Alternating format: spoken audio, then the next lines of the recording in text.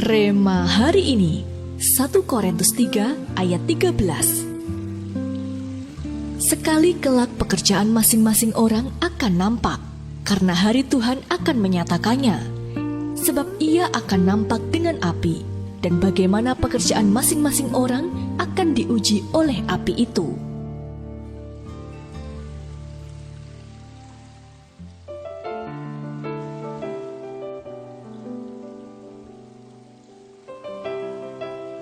Seorang ibu mengeluh pada temannya.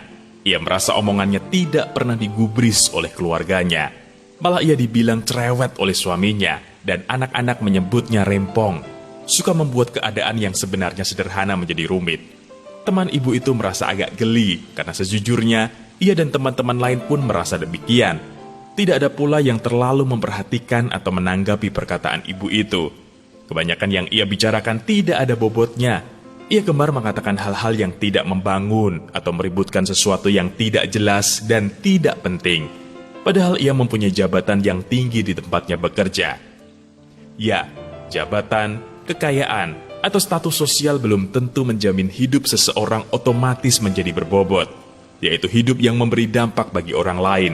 Berapa banyak dari kita yang menyia-nyiakan waktu hidup yang berharga ini dengan melakukan hal-hal yang tidak berfaedah?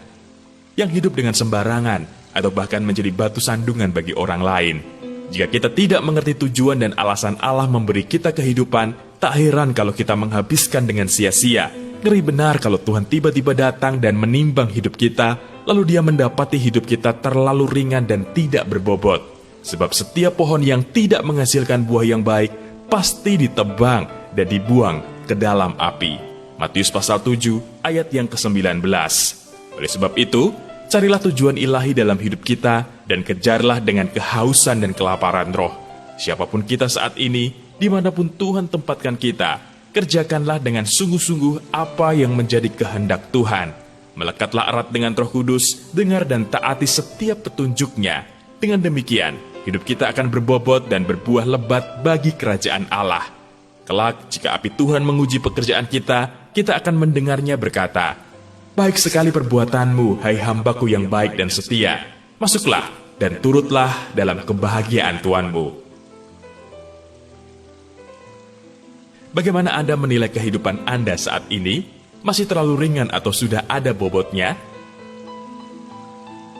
Coba Anda renungkan, apa saja yang sudah Anda lakukan untuk kepentingan Tuhan dan kerajaan-Nya?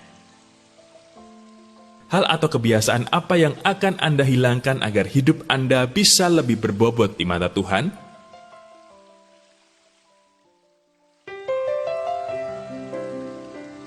Tuhan Yesus, ampuni kami jika selama ini kami banyak menghabiskan waktu kami dengan hal yang sia-sia.